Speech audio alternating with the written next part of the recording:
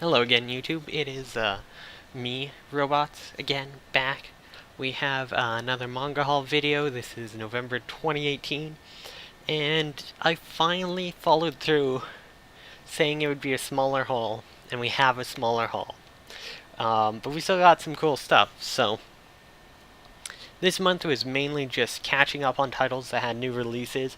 Not so much really anything else. Almost all of these released this month, but I do have some other stuff at the end, so first up, we have Volume 8 of Unhappy, which just came out recently. I'm a big fan of this series. I think it's criminally underrated. The anime does not do it justice. It's a bit too over the top and plays too much on the mascot character Timothy trope, which is handled a lot better in the manga. And seeing where the manga goes past where the anime ends is it's really good. It's just a really good slice of life, a really good comedy, and I think more people probably would really enjoy reading it. They just haven't, either because the anime wasn't very good or just because not many people talk about it. The artwork in this series is actually gorgeous. Like, I don't know how well this is, doesn't seem like it wants to zoom in so well, but it has really well detailed, really cute art. It's very good. I highly recommend it. Next up here, we got Volume 3 of the Ruby Anthology series from Shadows. This is the Blake Anthology. It's good. I think I like the Weiss one the most still, but as far as anthologies go, it's still really good. There's some really good stories in here. But again, if you're not into Ruby, this is going to do nothing for you. But if you like Ruby, and you really like Ruby, or you really like Blake, it'll be a lot of fun for you. So it's just one of those series that's kind of like a bonus extra for Ruby fans. Also, it's neat seeing like artists I recognize their art in here. Like, these, I believe, are done by the person who, oh no, what's it called? They have a manga coming out through 7 Seas soon. Mikanuji. Yeah, they have, it's a yuri about two people in a game development team thing. I can't remember its name, but it's good. It's neat recognizing people like that. Next up, we got Volume 2 of Black Torch. This series is really cool. It's a very stylish series. That's like, its high point is definitely the designs and the style of everything. It's really cool.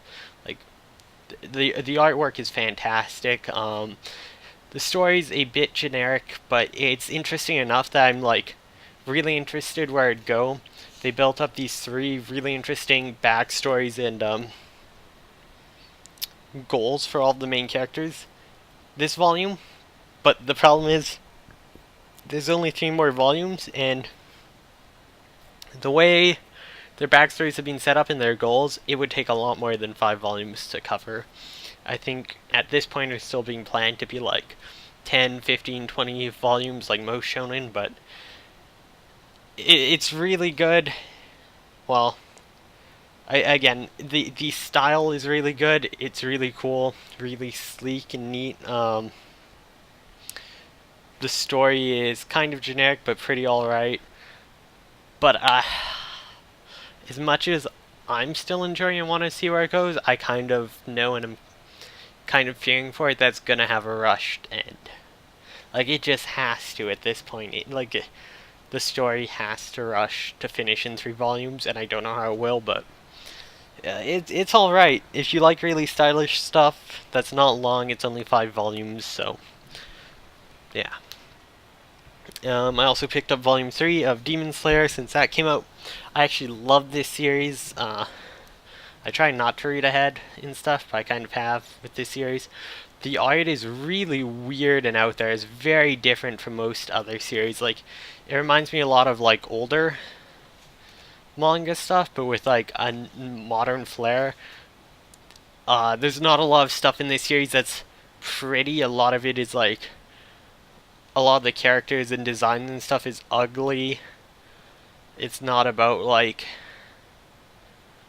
kinds of stuff. Like they really use looks as part of humor and as part of gruesome. Like they go with like the trope of like it's not going to zoom enough of like people when they're upset, their faces just going ugly and stuff. And I don't know, it takes a while getting used to your art because it's very different, very out there.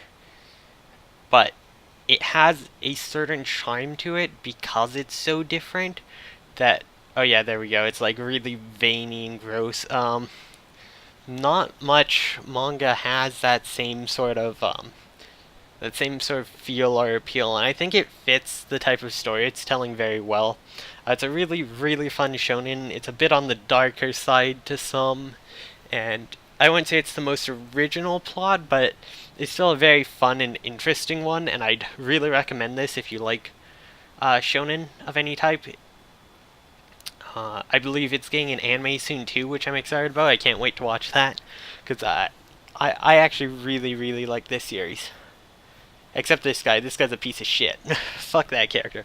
I actually really don't like the other two main characters. I like the main character a lot, but then the two side characters, this guy and the pig head guy, I fucking can't stand. That's my one complaint. They're not...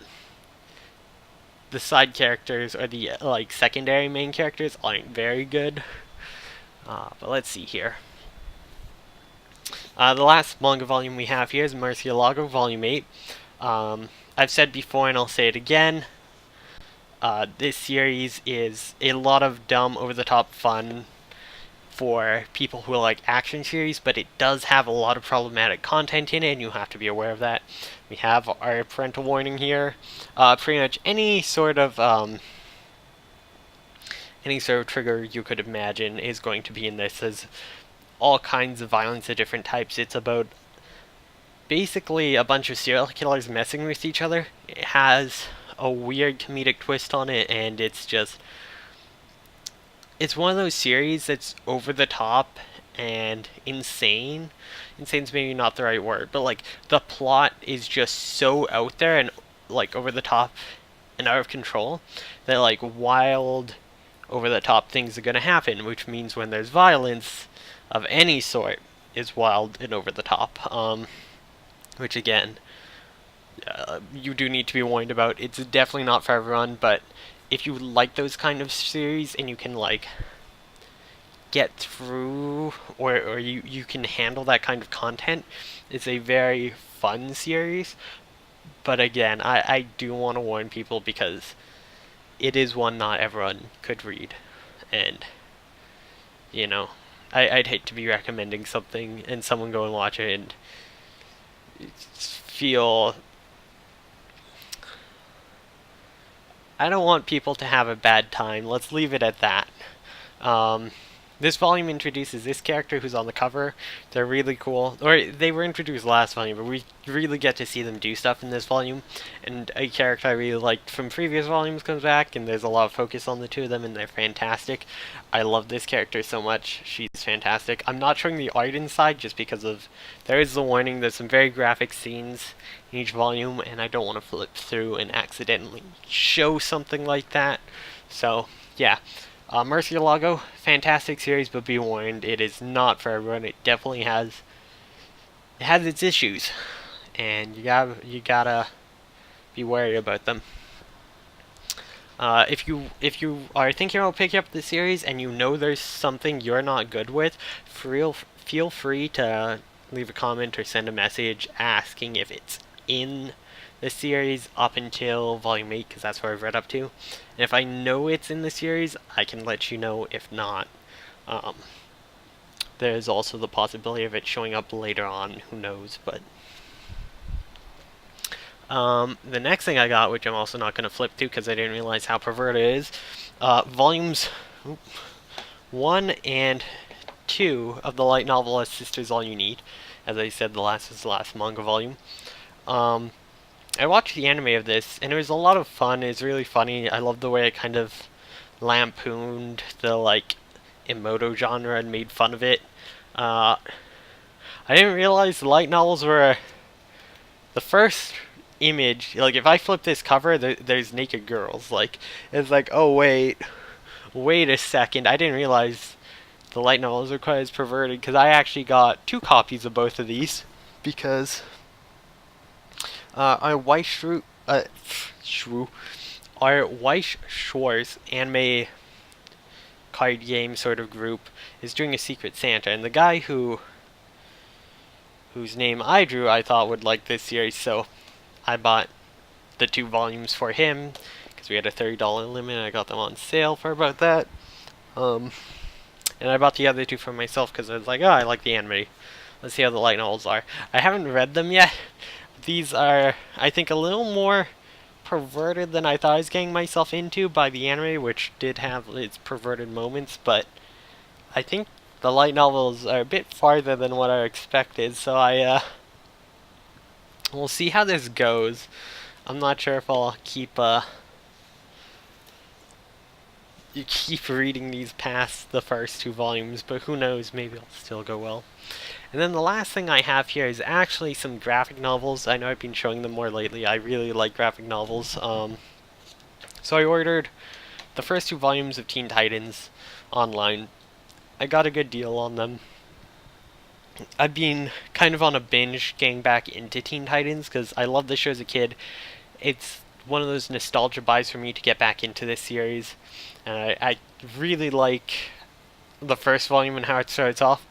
Not so big a fan of the second, because halfway through the second I have a crossover series, which for me to be able to obtain, I still haven't figured out entirely, but there's a chance I'll need to buy a Titans, which is like same time period but older characters, older other characters, and a Deathstroke volume. And I don't want to buy Deathstroke volumes because I hate that. I hate Deathstroke with all my heart. Tara Markov deserved better, and the Judas Contract storyline is outdated and shitty as fuck, and those characters deserve so much better. So I absolutely hate that they're now trying to make Deathstroke like sympathetic or some garbage. Yeah, really, it is still a lot of fun though. I'm really enjoying like getting back into this franchise. My one other complaint besides crossovers already, because you miss a huge plot point from it, which is annoying. They're playing up a romance between Wally and Raven, and it's like, that's overdone. Literally every like comic series, every show of Teen Titans I can think of, Raven, it's always like, I have feelings for this boy has feelings for me, but I can't act on them because of like emotion stuff. It's like, it's overused, it's so cliche. Just either stop or make it gay. Just give me something different. Like, I'm so sick of that cliched plotline. It seems like that's the only character plot she ever gets is through another male character. Because outside of the romance ones, it's all stuff with her father. So like, I just really want something different, please. When will these cowards redo Judas Contract but have Tara redeemed and gay with Raven? Just do it. Anyways, Black Friday, I got one last sale, and they had a sale on graphic novels, so I picked up volume 3 of the new Teen Titans, which I haven't gotten to read it yet, but hopefully soon. And it was buy 2 get 1 free of DC or Image Comics, and I wanted to pick up Gotham Academy, but they're sold out. That's another series I wanted to get into for a while, so I picked up volumes 1 and 2 of Monstrous as well, because I've actually wanted to look into this series for a while now, and the art is absolutely gorgeous. There's a lot of glare off these glossy pages, but I haven't gotten to read it yet, but I can't wait to. It looks amazing. It just looks super interesting. It's high fantasy from what I can understand. I love fantasy series, so I'm gonna have a lot of fun reading through these. And I know Heathen Volume 2 was apparently supposed to come out late November, but now it looks like it's been delayed till next spring or something. I don't know why, but unfortunate as it is, I will have to wait and pick that up when it comes out. But yeah, I'm just a big fan of this.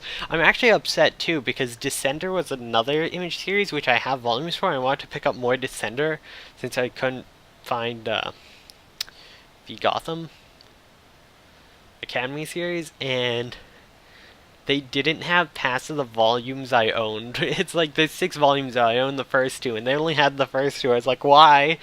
Anyways, I know lots of people probably do know already because this is no longer anime or manga, but I like getting some more content in there. Graphic novels are pretty close to manga. They're pretty cool, neat, interesting stuff.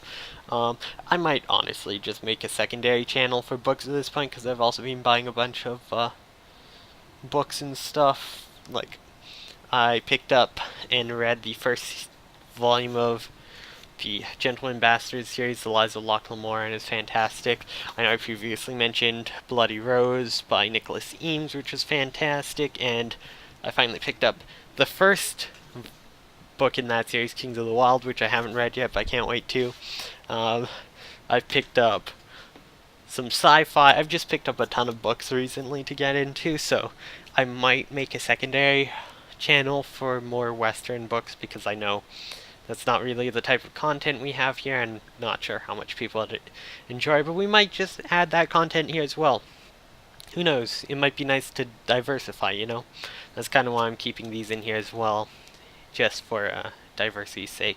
So, yeah, that's all the stuff I picked up. There's other books I've actually had for a while, the like full books I showed. This is all just the stuff I bought this month. The other stuff I bought previously and haven't gone through it all yet. So, yeah.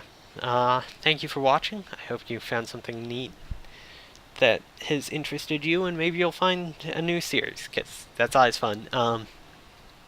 If you know any series similar to these that you think I might like, please feel free to recommend some. I'm always on the lookout for new series and fun stuff to read, so yeah. Thank you very much for watching, and I hope you have a great day. Take care. I'll see you next month with both a December haul, and then we'll do an update on my full collection for the new year. So make sure to check that out when it's out, and take care. Again, I keep saying that.